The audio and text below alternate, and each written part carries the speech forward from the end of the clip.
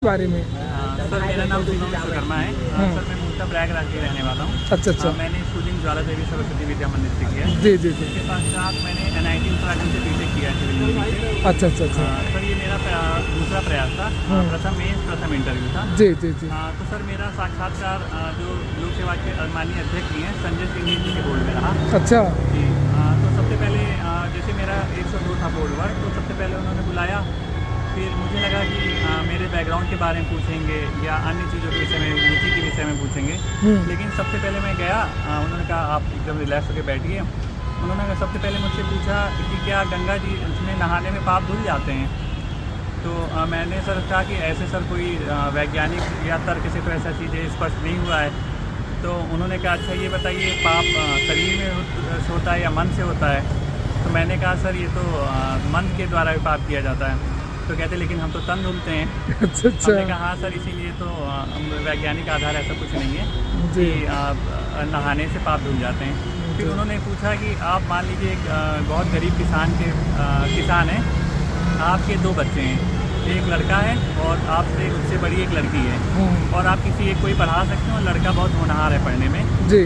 तो अगर इंटर के बाद पढ़ाना हो तो आप किसे पढ़ाएंगे। तो मैंने सर उनसे बोला कि सर क्योंकि बिटिया बड़ी है और ज़रूरी नहीं उसके पृष्ठभूमि के आधार पे हम ये निर्धारित कर सकें कि भविष्य में अच्छा नहीं कर सकेगी, तो सर मैं प्राथमिकता लड़की को दूंगा, और यदि मेरे लड़के में योग्यता होगी तो निश्चित रूप से वो भविष्य में सामान्य एजुकेशन लेके भी अच्छा कर सकता है जी। तो उसके बाद फिर दूसरे सर जो अन्य बोर्ड मेंबर्स हैं उन्होंने पूछा मुझसे कि आप एक बेसिक शिक्षा अधिकारी हैं, तो आप शिक्षा की गुणवत्ता बढ़ाने के लिए क्या प्रयास करेंगे। ये आप शिक्षा के संदर्भ में बताइए और बच्चों के संदर्भ में बताइए। तो सर इसमें मैंने बताया कि जो इंफ्रास्ट्रक्चर से रिलेटेड कमियां हैं और भी चीज़ें हैं कि जो टाइमली टीचर नहीं आ रहे। उन्होंने कहा बच्चों को कैसे मोटिवेट करेंगे। तो सर मैंने इसमें ये बताया कि बच्चे को स्कूलों में कहा गया है। तो सर ऐसे ही इतना ही अभी फिलहाल आपने तैयारी कैसे किया यहाँ तक, ये कौन सा अटेम्प्ट था आपका UPSC में? दूसरा अटेम्प्ट था और पहले में प्री नहीं हुआ था जी। दूसरा में प्री में फाइनल इंटरव्यू तक पहुँचे। जी।